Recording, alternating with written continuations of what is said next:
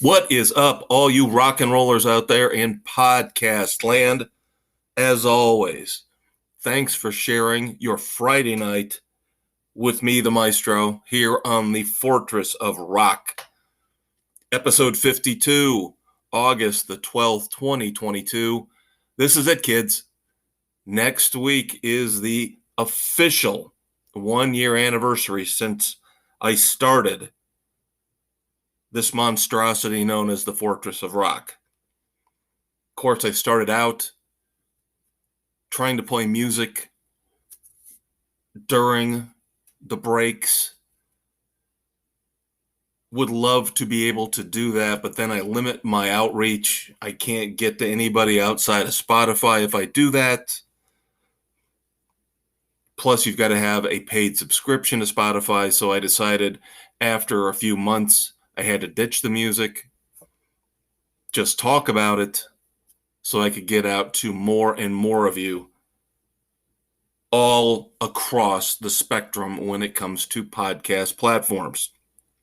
So as always, segment 1, news of the world, named in tribute to Freddie Mercury and Queen. And as opposed to last week, where we were a little bit thin, we have got a full segment of rock and roll news for you. I want to start off with something that, if you're my age, maybe a little bit younger, but not too much younger, 40s, definitely 50s, 60s, you remember Creem Magazine. There's a great documentary out there that just came out a few years ago about Creem Magazine. I miss the old rock and roll publications. Hit Parader, Creem, Spin. We won't mention Rolling Stone because they're a rag. You pick your favorite. You pick the one you remember from back when you were a teenager. Creem Magazine is coming back. I did not know this until just a few days ago. Creem Magazine in print will return to the newsstands on September the 15th of 2022. Now, as you can imagine, the print industry, the magazine industry is not very forgiving right now. Not very popular. Everybody gets all their information online. I'm a hypocrite because I do that as well. But that being said, I do miss having that tangible magazine in front of me. And I know the ones that are still succeeding are the ones that have great photography, great pictures, iconic covers. So Creem Magazine, my understanding is, will be 4 quarterly issues a year. Looks like they're going to be high quality, square bound. Don't quote me on this. I don't have a lot of information. Subscription price is outrageous. Let me just put it that way. So I shudder to think how much these quarterly issues are going to cost. But I will be going to my local Barnes & Noble on the 15th to see if I can get a hold of the first issue of the relaunch of Creem. One of the greatest, if not the greatest, rock and roll magazine of all time. Of course, if you watch the documentary, you'll know that the publication was not without its flaws, and a lot of the people who worked for the magazine came off as pretentious jerks. Wanted to say something else, but I'm trying to, again, keep the fortress as clean as possible. Unlike Creem Magazine, of course. But I was really excited on a personal level to see Creem Magazine coming back. I would imagine, if I had to guess, we're looking at $10, anywhere between $10 and $15 for each quarterly issue. like I said, the subscription prices that I have seen. Now, this also includes digital archive access, so you'd be able to go back and look at all the old issues of Creem Magazine. I just shudder to think how much an issue is going to cost. Now, let's see. Again, it looks like it's square bound, so that means maybe more content. But I will definitely be checking out the relaunch of Creem on September the 15th.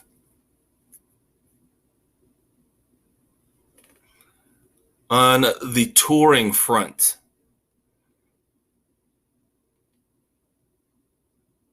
the Eagles have added 6 more dates to their Hotel California tour.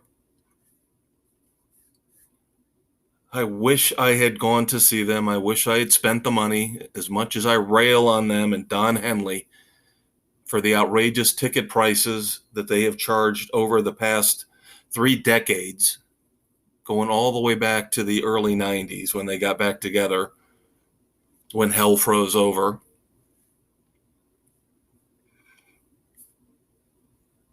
Again, I've told the story here on the Fortress. I had a choice earlier this year: go see the Eagles or go see Bon Jovi. Now, of course, the deciding factor at the time was money. The Bon Jovi tickets were half as much for the same seats as I would have paid to see the Eagles. Times are tight. Inflation sucks, but sometimes it's better to pay the premium. And this was one of those cases. Also, shockingly to me at least, sounds like he is making a rapid recovery. Ozzy Osbourne, of course, had serious back surgery recently, or a procedure on his back related to a past back injury. Maybe it was a little bit overhyped, a little bit overblown. The tabloids, the media went crazy about it, showing pictures of Sharon Osbourne and Kelly Osbourne coming in and out of the hospital. And then, of course, we saw pictures of Ozzy with a cane recently. Well, Ozzy Osbourne got back on stage and played Paranoid with his old bandmate from Black Sabbath, Tony Iommi, here recently at the Commonwealth Games over in England. Now, I haven't seen footage. I've seen still pictures. Ozzy's first appearance on stage since 2019. Of course, he's got the new album coming out, Patient Number 9. It'll be interesting to see. Of course, first and foremost, we hope he's okay. Wouldn't want him pushing it. We talked about this with Whitesnake last week. We hope for the best for David Coverdale and for Ozzy Osbourne, but of course, we want more. We always want more.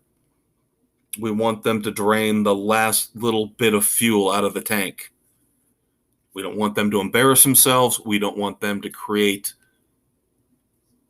even worse health issues for themselves by pushing it. But as always, we really want to see our rock and roll heroes back on stage performing for us. One guy who I can't stand, who is trying to get his name in the press no matter what at each and every opportunity while he's on tour, is, of course, the former frontman for Pink Floyd, Roger Waters.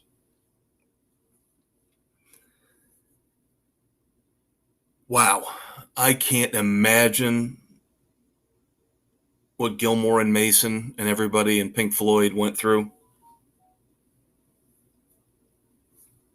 Working with this guy must have been hell on earth.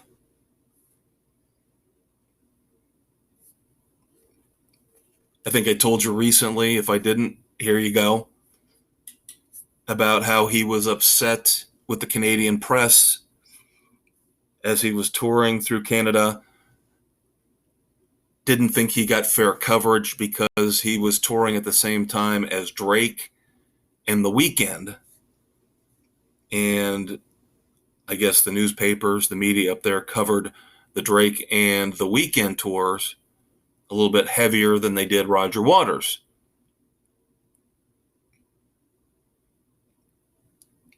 Well, an interviewer got a hold of Roger Waters, and of course, Roger Waters, being the pretentious jerk that he is,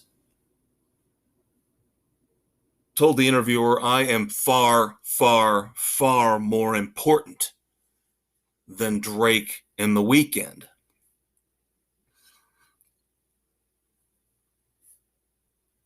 I'm a rock and roll guy, so even though I can't stand Roger Waters and I'm not a Pink Floyd fan, I would agree with him. But when it comes to the pop culture spectrum in general, he's full of crap. Right now in 2022, Drake and The Weeknd are exponentially more important than Roger Waters.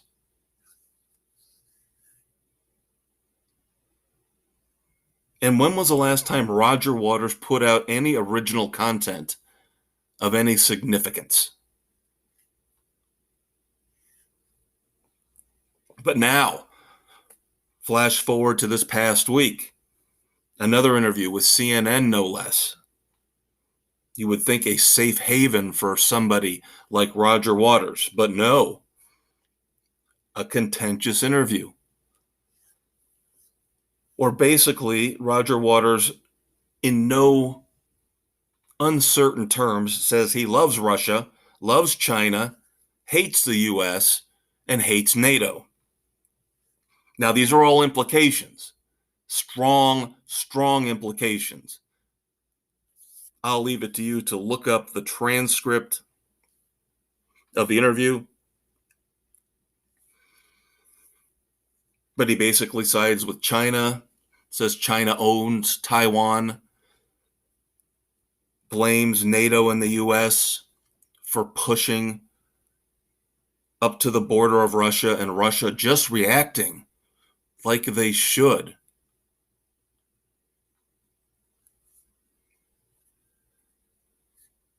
And then, of course, in his current shows, he projects a picture of our current president in the US, Joe Biden, and puts a caption underneath calling him a war criminal. Now, anybody who knows me knows I am not in any way, shape, or form a fan of Joe Biden. But I'm not going out there and calling him a war criminal. A feeble old man who can't get his thoughts straight? Sure, not a war criminal. Roger Waters is another celebrity, a shut-in, pampered, too rich, read too many of the wrong types of books, never, ever, ever listens to both sides of an argument. And of course, right now he's notorious for opening his shows by telling people, hey, if you don't want to listen to me talk about my politics, take a walk, grab a beer, get out of here. And you know, kids, how much I hate performers who want to talk politics during a concert, a musical performance.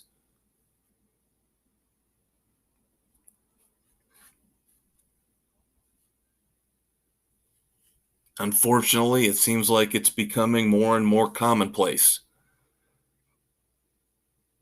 I just wish there would be a notation, a disclaimer, when you go to buy tickets where they say this performer will discuss and debate politics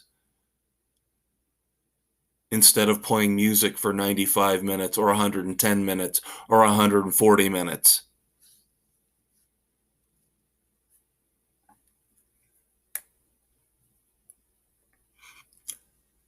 Now, the antithesis of Roger Waters is one of our favorite bands here on the Fortress of Rock, Jackal. We recently reviewed their new single, Get All Up In It. Well, I was wondering if we were going to hear something about a new album. And lo and behold, they snuck it in on me. It's already coming out a week from today. Appropriately, again, on our 1-year anniversary podcast. The day we tape that, 30 coming in hot from Jackal will hit. Now, unfortunately, it's not a completely new album. There's only 3 new songs on it. The rest of it is a full concert, it looks like, from the track listing. Still, it looks like it's going to be worth the money. It looks like it's a definite must buy, must review for me, the Maestro. Of course, still planning on going to see Jackal on Black Friday in Indianapolis, as we always try to do for the Indiana family reunion, as Jesse James Dupree likes to call it. Also, just announced, and we've got a review of the first single coming up in segment 2. New album from Bush. A few weeks back, More Than Machines was released, the first single. Now word comes down this week that The Art of Survival, their brand new album, will be out on October the 7th. So Gavin Rossdale and company, tell you what, they seem to be a lot more prolific than most bands out there. Just a few years removed from their last CD, their last album. They've already got new stuff. Of course, they are out on tour right now with Breaking Benjamin and Alice in Chains. Wish I could go see that. I can't, so you guys go check it out.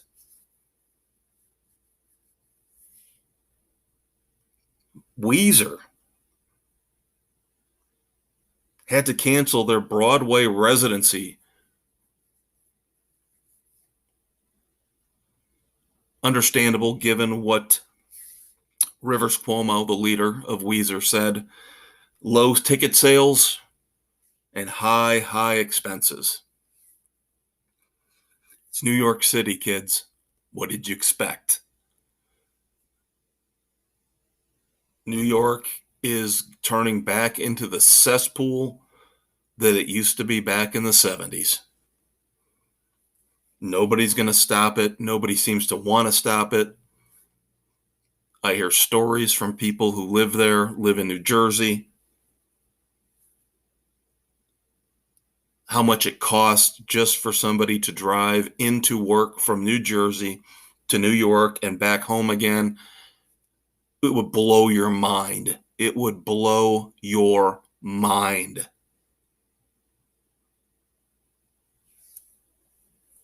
Think about how much you pay for those of you who have a mortgage payment, or those of you who have an apartment, how much you pay in rent. The tolls driving around New York, New Jersey, Jersey supposedly not as bad, but of course most people in Jersey work in New York. Monthly, not yearly, monthly, the cost of that drive would probably be more than most of us pay for our rent or our mortgage. Think about that.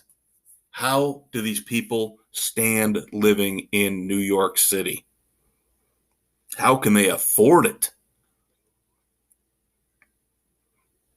So Weezer is out on Broadway. And then finally, sad news.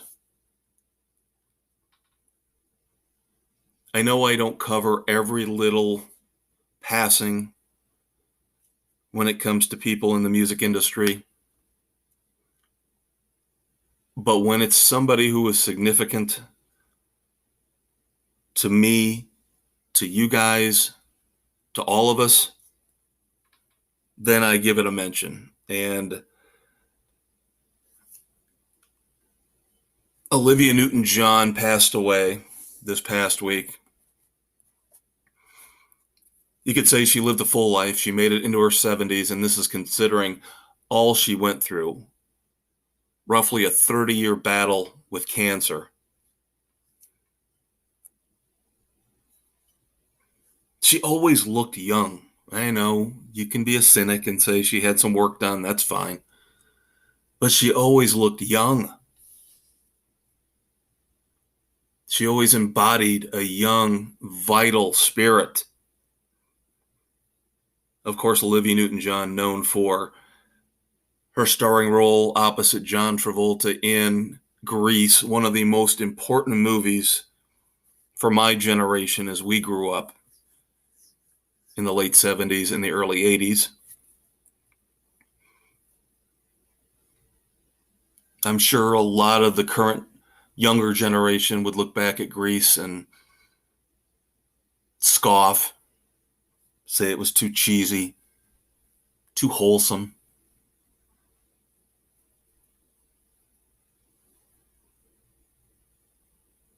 It was still a landmark movie for that time period. And honestly, next to Jaws, I'm not saying these were the greatest movies, my favorite movies, but next to Jaws, Grease was the movie I remember most as an iconic motion picture from my childhood. Now, as I got older, of course, then it turned to, the silly stuff, Caddyshack, Porky's. No, I did not forget Star Wars, of course. Star Wars would be up there with Jaws and Grease.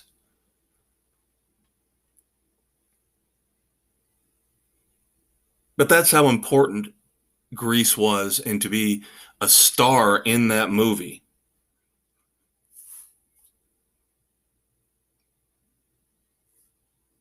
Just part of what made Olivia Newton-John a massive pop culture icon back in the day. Of course, she had one of the biggest hits of that era with Physical. And again, I'm not sitting here telling you I don't have any of her music. I don't have one song from Olivia Newton-John, but I was aware of her. I knew who she was. Never had disdain for her. Never looked down at her like I did somebody like Debbie Boone and that awful, terrible ballad, You Light Up My Life.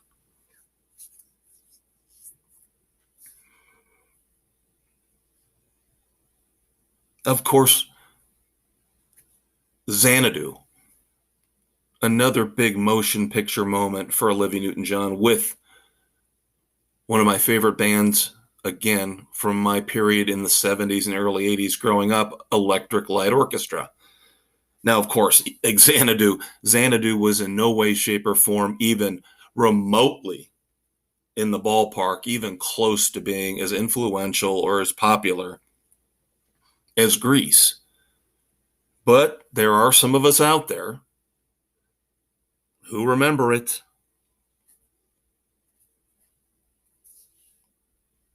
And while it might not be the cultural touchstone that Grease was, it still has its place. It still has its place in pop culture history. I want to share one story with you now. If you listen to one of our other podcasts, Sports Frenzy 2.0 or X2Z, you might have already heard this story, so forgive me. But for those of you who don't listen to those podcasts, this will be new and I hope interesting. A little tangent, a little side story involving Olivia Newton-John in my childhood. So, when I was in grade school, can't remember specifically what grade, but I was probably 7 or 8 years old at the time. My elementary school had portables. I don't know if they still have those, but of course, those are almost like trailers. When the main school structure, ran out of room, they had to put portables in the parking lot or somewhere on the site, the land that the school or the community owned for the school, so you could have more kids, more classes. So we had a music class out in one of these portables. And my music teacher, sweet lady, but she was very old, a little bit out of touch, tried her best. Sometimes we didn't help out a lot, like in this instance. But she had a song from Olivia Newton-John that she thought did a great job if we sang along.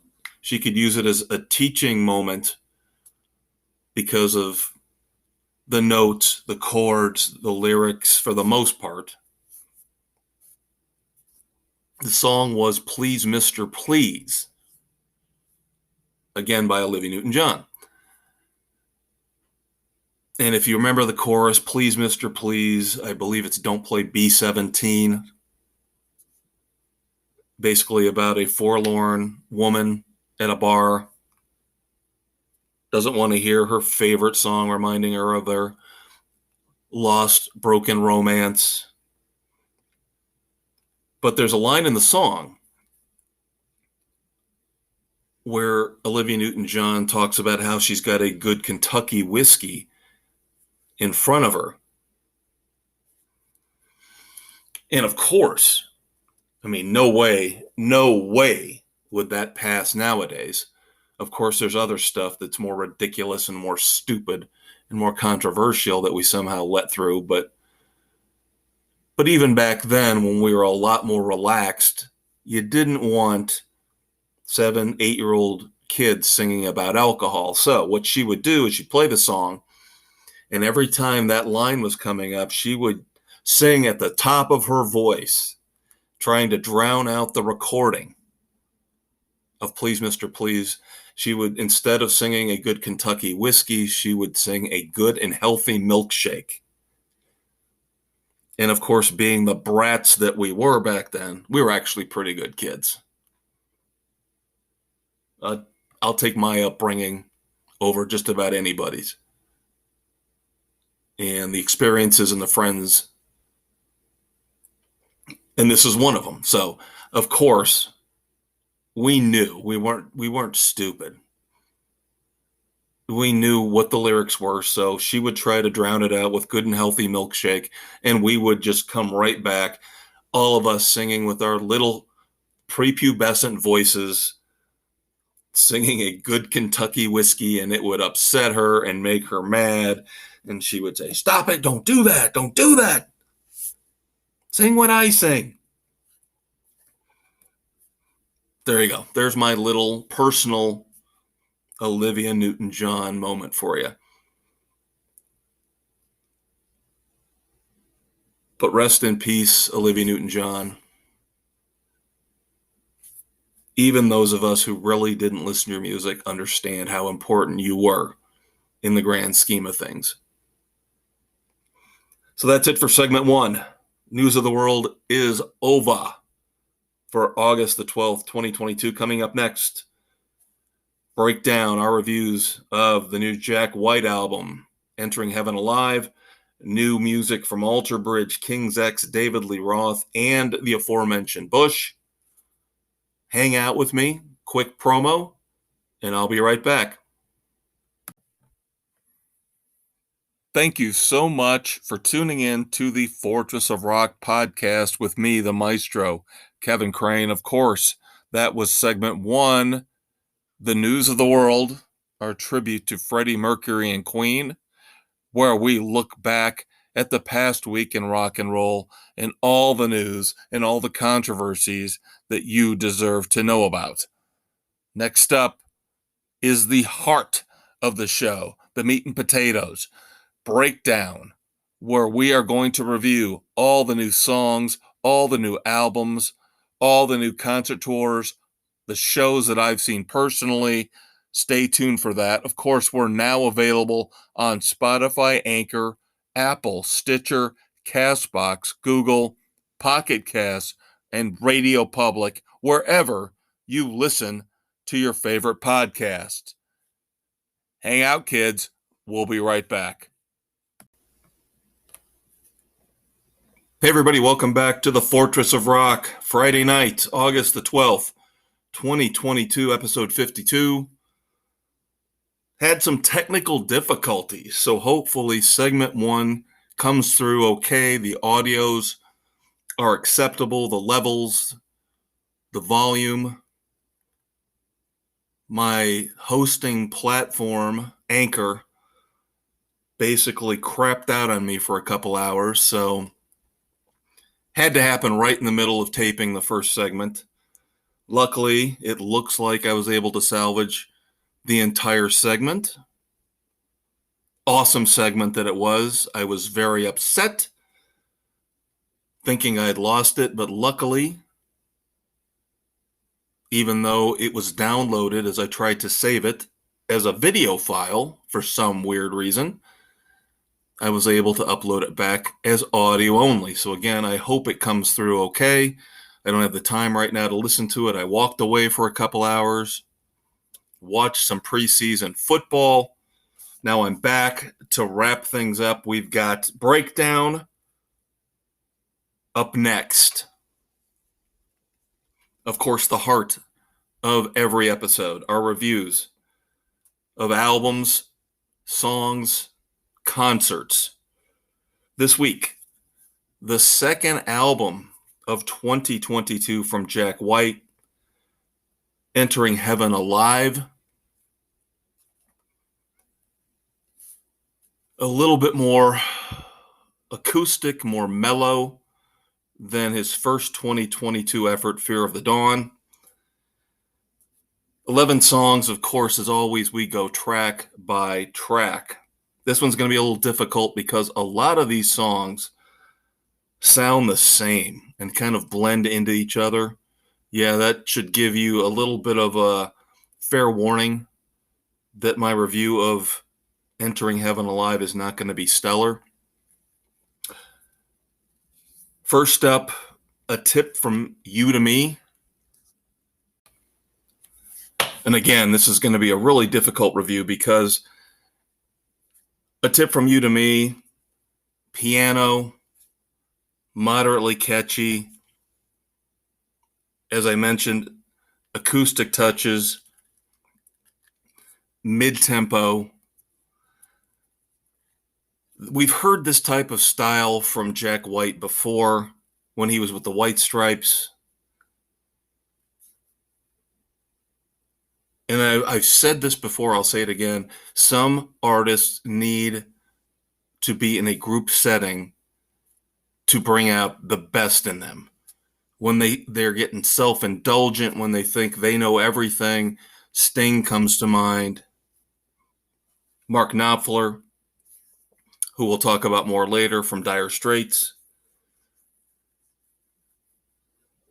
The group dynamic, even with the White Stripes, even though it was just Meg and Jack, even just having Meg there seemed to ground Jack White a little bit more, kept him from indulging, kept him from going off in all these bizarre tangents. I have not been impressed with Jack White's career as a solo artist.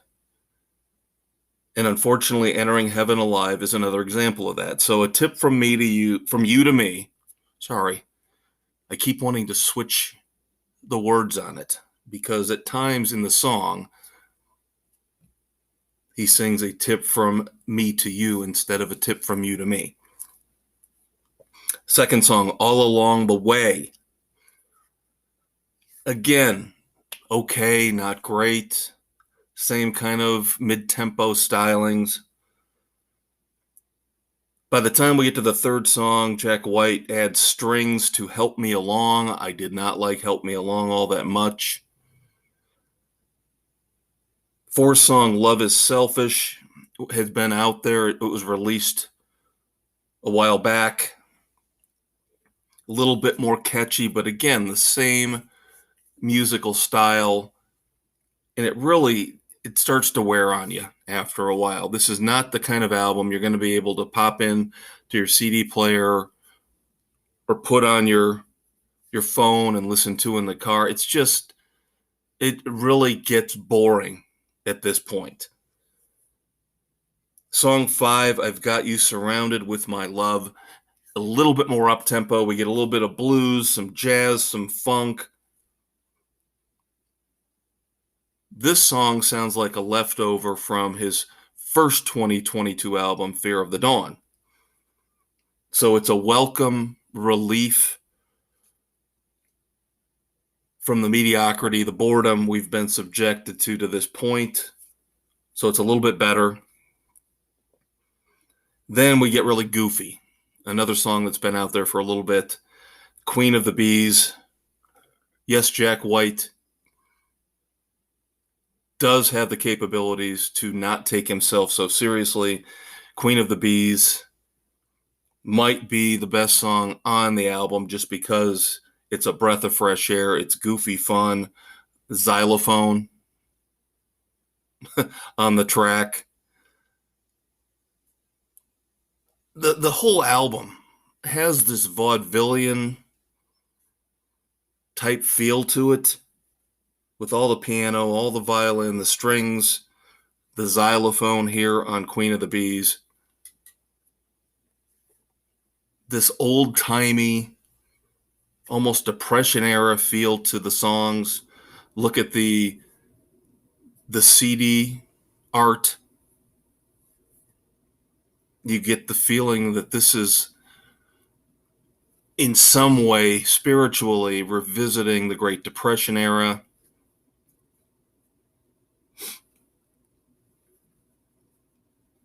And then we get back to, again, the trend of mid-tempo, mediocre stuff with A Tree on Fire from Within. Track 8 is then If I Die Tomorrow, which was released recently as a single. Again, like Love is Selfish, a little bit catchier, but still in the same vein. And then we get Please God, Don't Tell Anyone. Track 10 is A Madman from Manhattan. And then finally, track 11 is a revised version of a song off of Fear of the Dawn, Taking Me Back, Gently.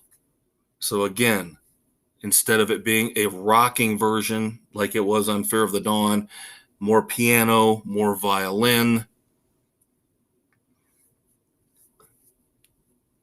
I hate to see musical talent wasted.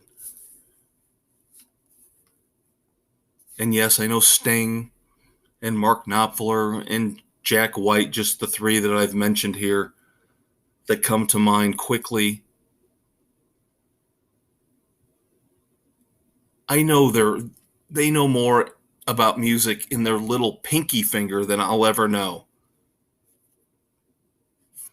But they never act like it. They act like they're self-indulgent. I will play what I want to play. I will stay away from my strengths. I will stay away from the song structures, the hooks, the melodies that made me famous, and I'll just now do what the hell I want to do. And it makes for really depressing results a lot of the time, really disappointing results. I cannot recommend Entering Heaven Alive. Fear of the Dawn was better. Obviously a lot more electric, harder rocking.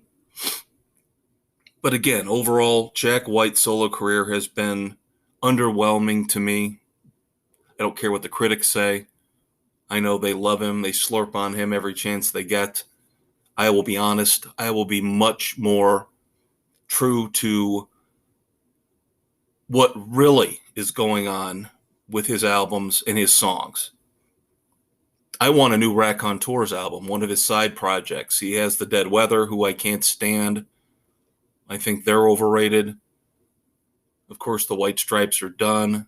They were fantastic when he and Meg were tearing things up with one of the greatest albums of the last 25 years in Elephant. Right now, the Raconteurs is the only hope that I see where we get Jack White back to where he was 15, 20 years ago. Because I'm sorry, I'm just not a big fan of Jack White solo. Before we move on to our 4 singles that we're going to review here this week on The Fortress, as always, I've got to remind you where you can find us out there in podcast land: Spotify, Anchor, Google, Radio Public, Pocket Cast, Apple, Overcast, Castbox, Stitcher, Amazon, and Audible. Of course, we have a Facebook page as well. You can always find a link to Friday's podcast each and every Friday. We also have the Weekend Rock Project, where you can jump in. We give you a topic. You pick the song that fits that topic, your favorite song that fits the parameters that I give you every Friday afternoon. We also do New Music Sunday, where I post a video of a brand new song, probably one we talked about on Friday's podcast. Something to give you guys a little bit more to listen to, kind of give you a little bit more of a push, give you a little bit more of a nudge to listen to the new rock and roll that's out there. Speaking of which, 4 singles. First up, the second release from Alter Bridge's upcoming album, Pawns and Kings. Love Alter Bridge, one of my favorite newer bands. I say newer, they have been around for well over a decade, almost going on probably 20 years. You guys know, offshoot of Creed. They got rid of Scott Stapp, problematic lead singer, brought in one of the greatest voices in modern rock, Miles Kennedy. Alter Bridge is 10 times better than Creed. Although I'm starting to have creeping doubts about the new album. We've reviewed the title track, which was the first single, Pawns and Kings. Good, not great. And Alter Bridge is one of those bands, unlike Jack White, I can depend on Alter Bridge. Even their mediocre stuff is better than 95% of what other bands put out there right now. Second release is Silver Tongue. Silver Tongue is a little bit better than Pawns and Kings, but it's still not quite recapturing the best moments of the past for Alter Bridge. Moments like Blackbird, anything off of Fortress. They've had slight missteps and slight stumbles. But again, even their subpar stuff is better than most best efforts. So like I said, Silver Tongue is a little bit better than the lead-off single, but I'm still a little worried. Will Pawns and Kings, the album, live up to the lofty standards of the best of Alter Bridge? Or will it fall a little bit short? Be down there with albums like The Last Hero. Again, still better than most output from modern bands, but I have high standards for Alter Bridge. We shall see. I'm sure we're going to get a single or two before Pawns and Kings comes out. Fingers crossed the next single is better. Second single from King's X, their upcoming album. They have been away for quite a while. But I'm telling you, you wouldn't know it from what we've gotten so far with the first two singles. Single one was, of course, Let It Rain. Single two is Give It Up. Both catchy, both rocking.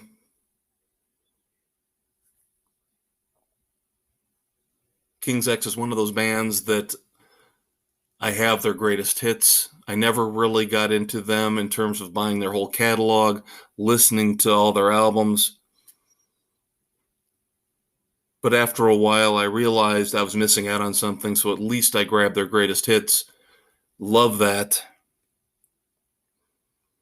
So I will definitely be checking out the new album coming out here within the next month or two. We mentioned Bush with the new album coming out October the 7th, The Art of Survival. Their first single, More Than Machines, is out. This is a nice hard rocking song. The only criticism I have of it is at times it sounds like Gavin Rossdale is straining on the vocals. Now, Bush is another band that's been around for a lot longer than you probably think. They were part of the grunge movement. They were there with Alice in Chains and Nirvana and Soundgarden and Stone Temple Pilots. So we're talking well over 20 years. So, of course, Gavin Rossdale's probably getting worn down when it comes to the vocals, and you can tell it a little bit. He's straining a little bit on More Than Machines, but musically, Bush sounds great. Bush is one of those bands where really it's Gavin Rossdale and a bunch of guys playing behind him. We've never really gotten to know the guys that play in Bush with Gavin Rossdale. There are bands that are like that. That's fine. And I'm sure the guys behind him have rotated throughout the years.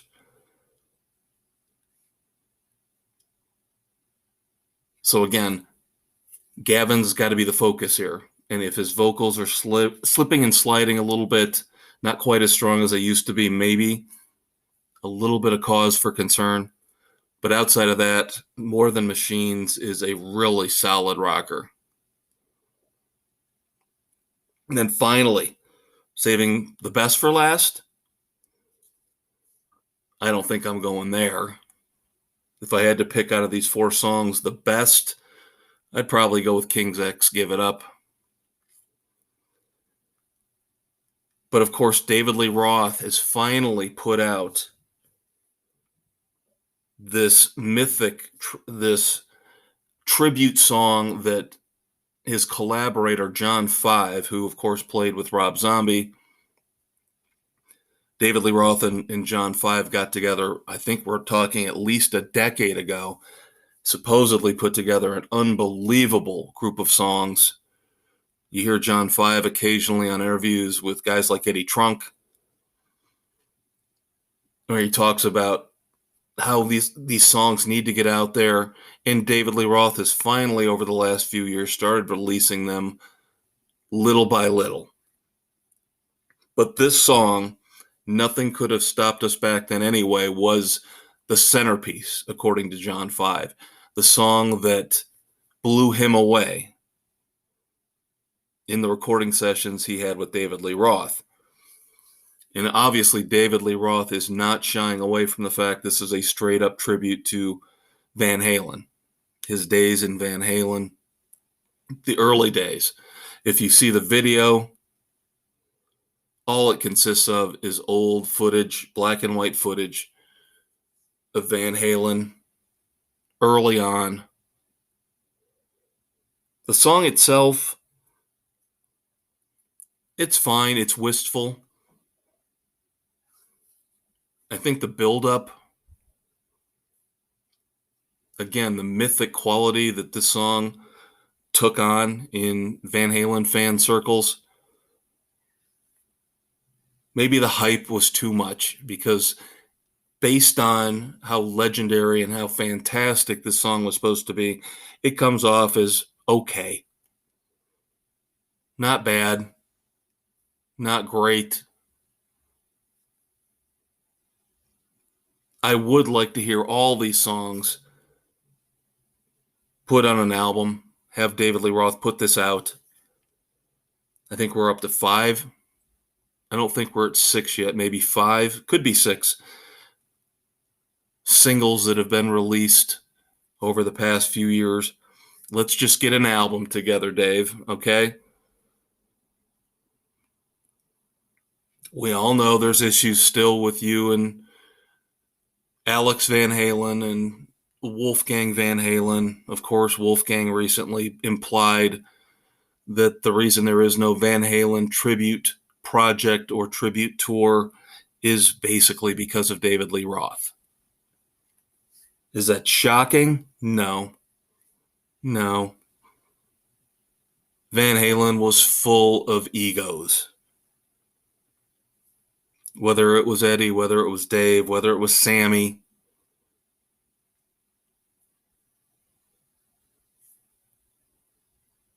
It's what made the band so great. The personality clashes, the chemistry.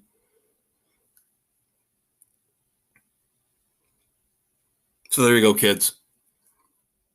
That is your breakdown segment for this week. Of course, stick around once we get through our look at birthdays and rock and roll anniversaries. We'll be discussing and wrapping up what's coming up in the next few weeks. And believe me, we have got some really good stuff coming up. So you want to stick around for that. But of course, first and foremost, I want to go back in tribute to the late, great Eddie Money. It's what we do every week, honoring the history of rock and roll. Birthdays, anniversaries, classic album releases. Hang out for just a little bit longer here on Friday night with me. We got through the technical glitches. This will get out barely on time, just before midnight, but it'll still be your Friday night Fortress of Rock.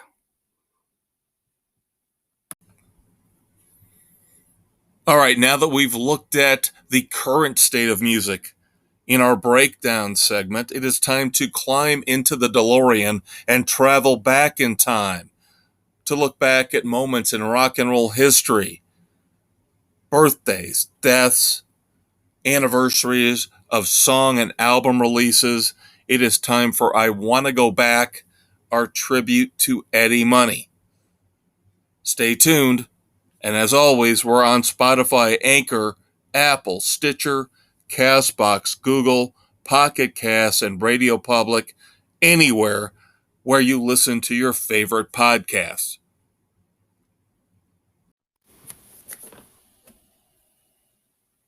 Welcome back to the Fortress of Rock, episode 52, August the 12th, 2022. I am the Maestro, Kevin Crane. Think I'm back to 100%. Might have been a little bit off, a little bit shaky in the breakdown segment because, as I mentioned, my entire flow got screwed up thanks to technical difficulties with my podcast host, Spotify Anchor, glitching out on me for a couple hours. So still going to be able to get this in just under the wire Friday night. I want to go back. Segment 3. Rock and roll birthdays, anniversaries, classic album releases. And we always try in this segment to acknowledge some of the sources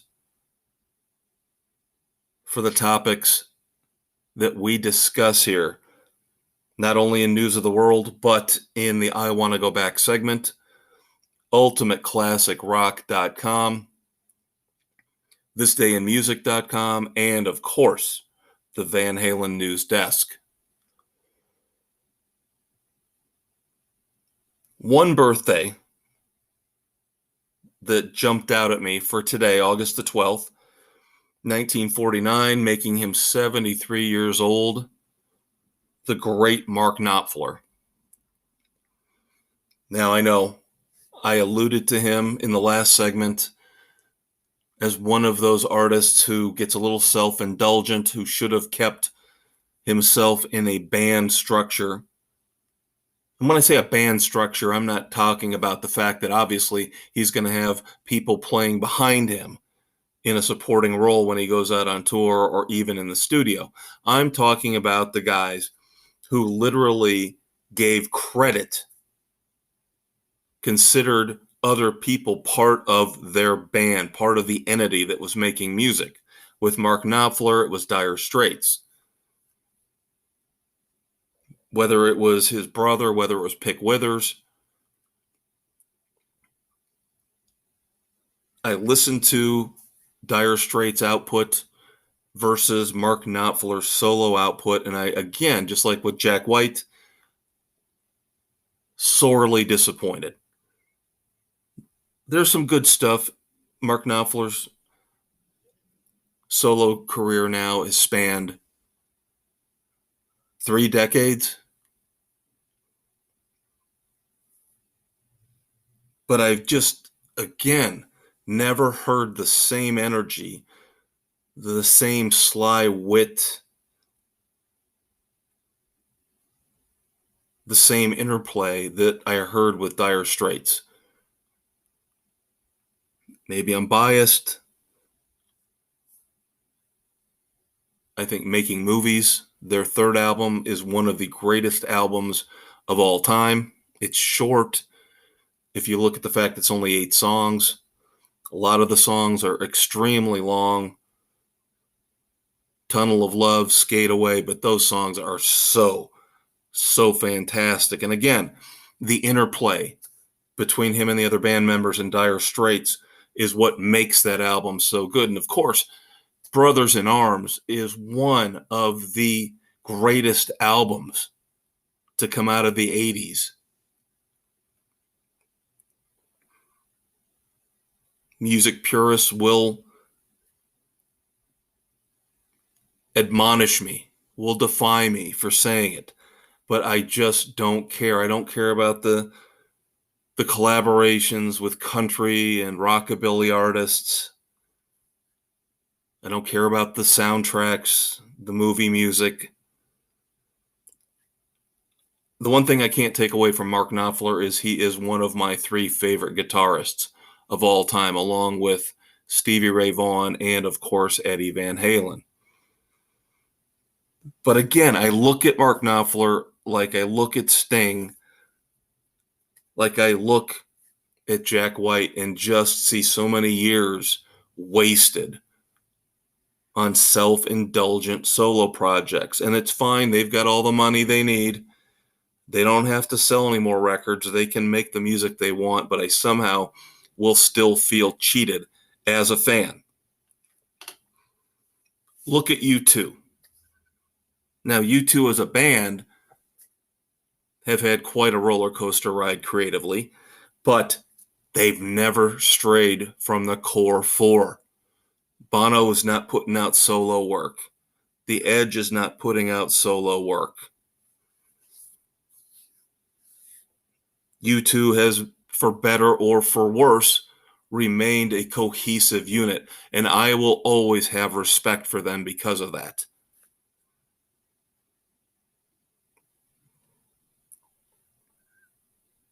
Happy birthday, Mark Knopfler. In terms of anniversaries,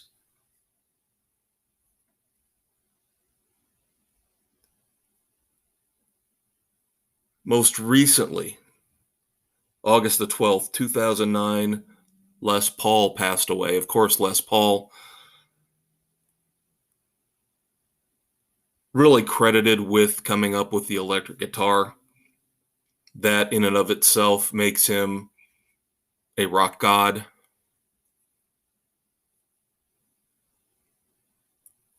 Rest in peace, Les Paul. Going back to August the 12th, 1978, one of my guilty pleasure bands, one of the first bands that I really loved growing up, arguably their biggest hit, number one today in 1978 in the United States, Three Times a Lady. I know it's mellow. I know it's a little cheesy. It was a precursor for what was to come when Lionel Richie left the Commodores to go on to fame and fortune as a solo act. I love the Commodores, though. The Commodores, again, this is another great example of a guy. Now, in Lionel Richie's case, he can't argue.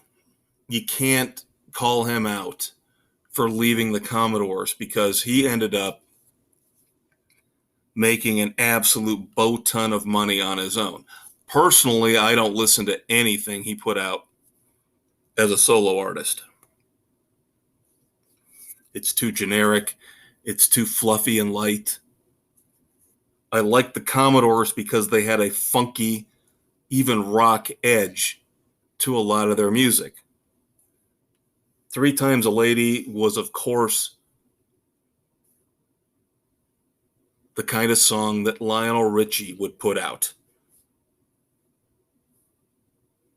To me, there's a big difference between the mellow aspects of Three Times a Lady and Easy, another huge Commodore song, another mellow Commodore song, but Easy just felt more honest, more real, more like it had its roots firmly implanted in Motown and R&B, whereas Three Times a Lady sounded like radio-friendly, let's get into the 80s, polished pop sheen stuff.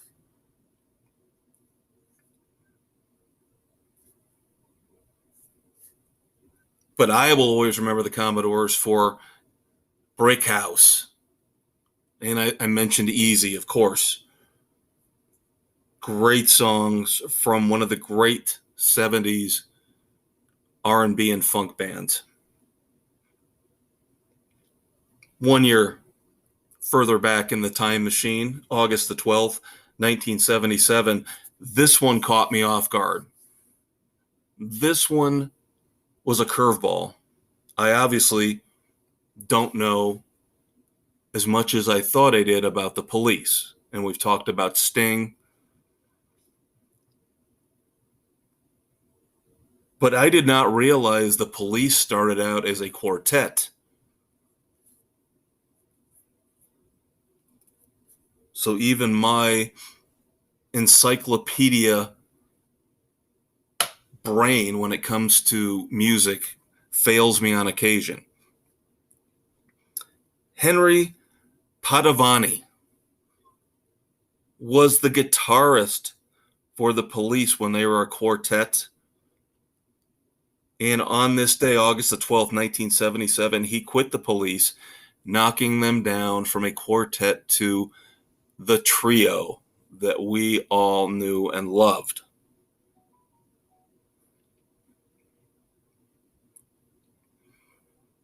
Going back to 1968, August the 12th, the mighty Led Zeppelin played together as a band for the first time. Now, I don't know if I've really talked a lot about Led Zeppelin here in the first year of the Fortress of Rock podcast. I can't deny their legendary stature, and there's a lot of stuff they put out that I really like. Huge fan of their version of When the Levee Breaks, a song that they rarely played in concert.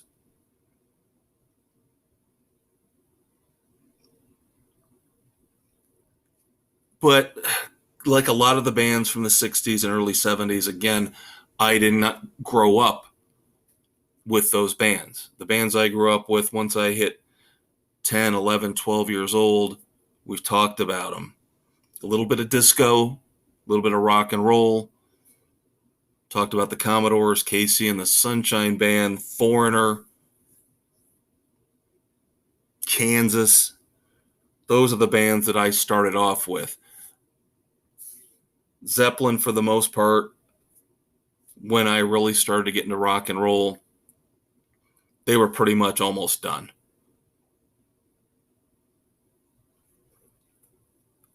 But again, I recognize their legacy.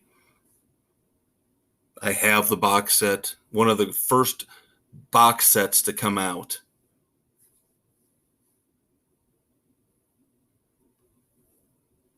When that was becoming a really, really big thing. CDs were all the rage, and then all of a sudden somebody came up with the idea, let's start putting out 3 CD, 4 CD, 5 CD sets of some of these great artists and their greatest hits, outtakes, B-sides. And I gobbled them up. I'm telling you, I've got a lot of the best of the best. I've got the Police, I've got Cheap Trick, I've got Bon Jovi, I've got Led Zeppelin.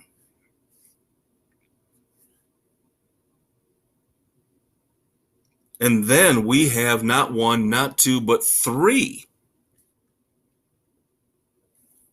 landmark moments on August the 12th involving the Beatles.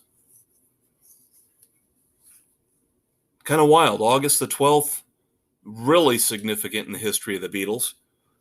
First up, as we go back in time, back to 1966.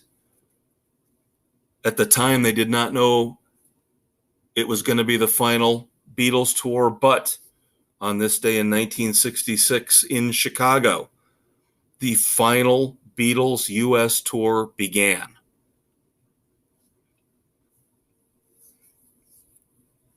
Again, not something I've researched a lot,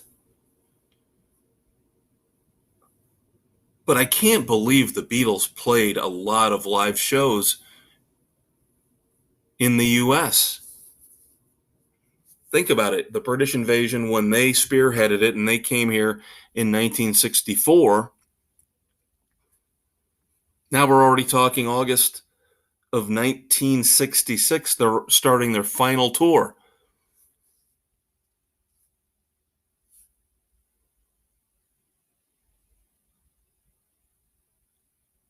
Very interesting. That, again, it just seems like the Beatles did not do a lot of touring here in the U.S. Were they more of a studio band, if you want to look at it that way? Especially when you get into the weeds with Sgt. Pepper and Yellow Submarine and all the bells and whistles they had on those albums.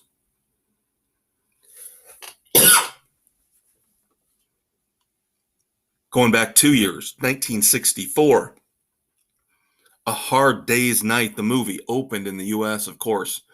That was the first Beatles movie. It's been a while. I did watch all the Beatles movies, especially when I was younger. And again, like Led Zeppelin, I acknowledge fully the influence of the Beatles. I'll never say they're one of my favorite bands, but of course, they have many great songs. They were the first. They were the first truly great rock and roll band. I know there's people who are going to rip on me and talk about Bill Haley and Buddy Holly. But come on, the Beatles were the first landmark rock and roll band. So again, I can be burned out on them. I can criticize people who I think go way too far with their praise and love and adoration of the Beatles. But that in no way, shape, or form means that I do not respect and admire what they did for rock and roll. Finally, going back 4 more years, 1960. Remember Pete Best? the quote-unquote fifth Beatle, the guy who was replaced by Ringo Starr? Well, on this day, August the 12th, 1960, is when Pete Best auditioned to join the band that would become known as the Beatles. Still, to this day, if not the most interesting replacement of a band member in rock history, I don't know what else is. Mitch Malloy with Van Halen.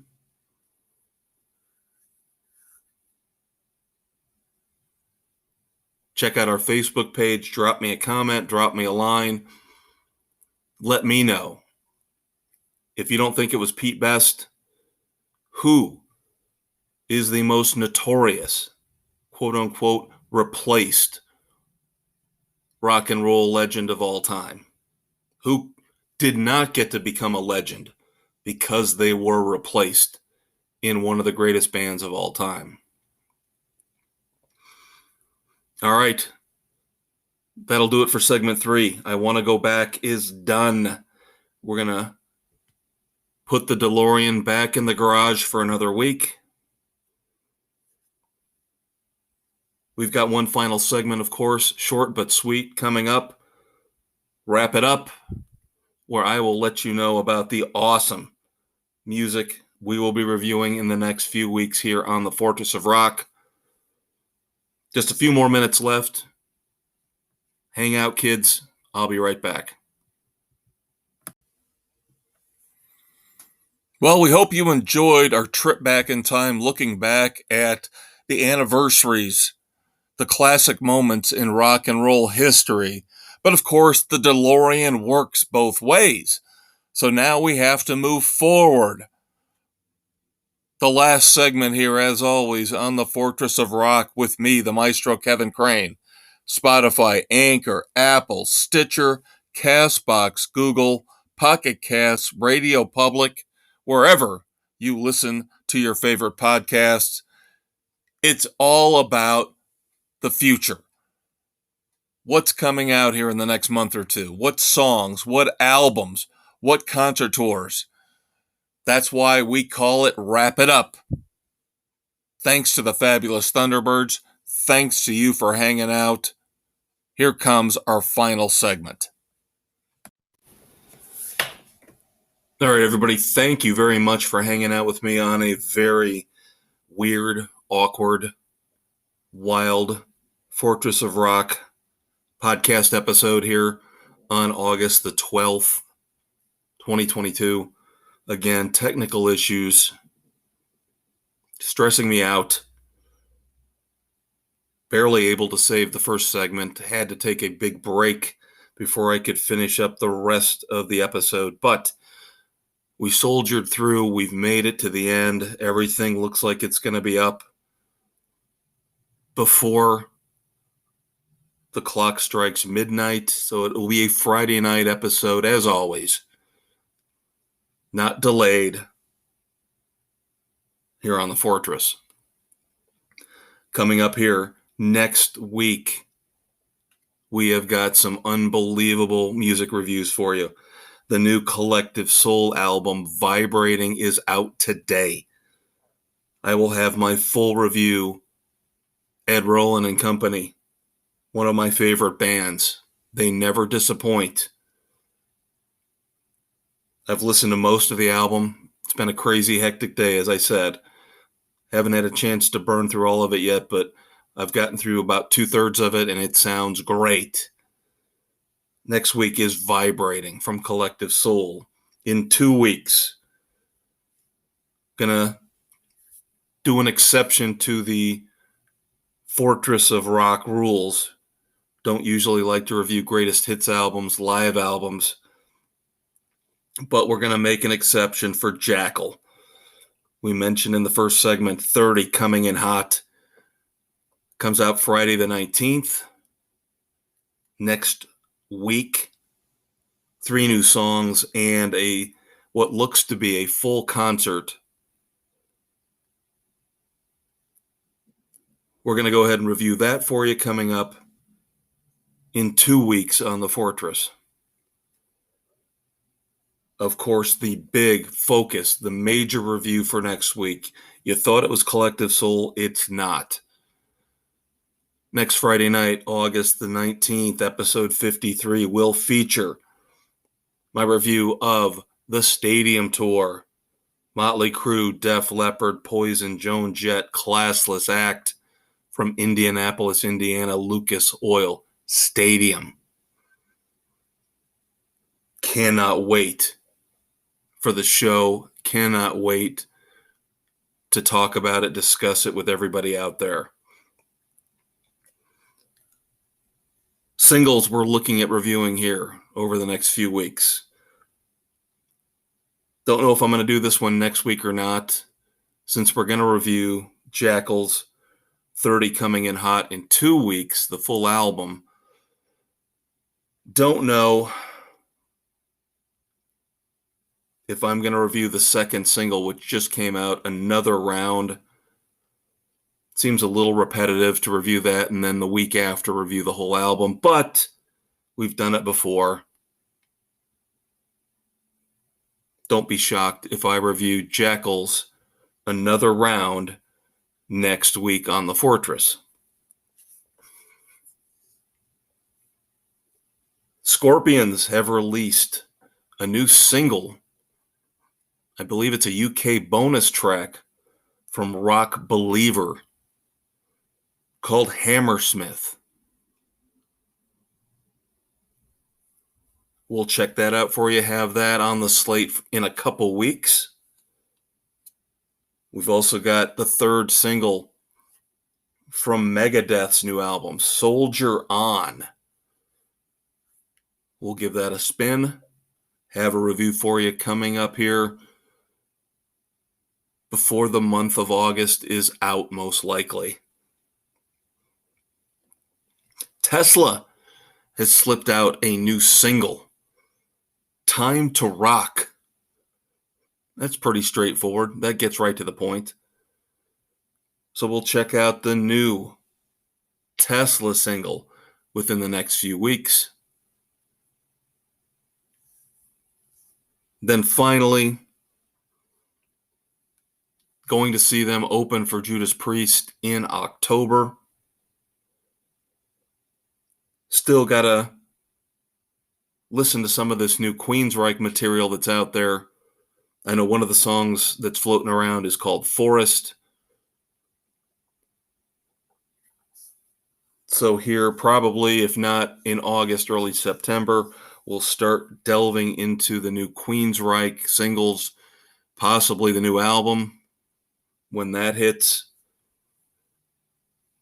in preparation for the Judas Priest Queensryche show in Kalamazoo, Michigan in October, which we'll have a full review for you, of course, here on The Fortress of Rock. So that'll do it for me. Maestro is a little worn down after all the frustration of trying to get this together, but it came together through hell, high water. We did it. Another Friday night episode of The Fortress is a wrap. Next week, of course, I've been touting it as our 1-year anniversary episode, so it's fitting that we will have the stadium tour review, the big blowout with some of my favorite 80s bands, and one of my little bit more current, I can't say they're current, Collective Soul's been around for 30 years. But to be able to review their new album on our anniversary episode is kind of cool as well. So we throw in some Jackal.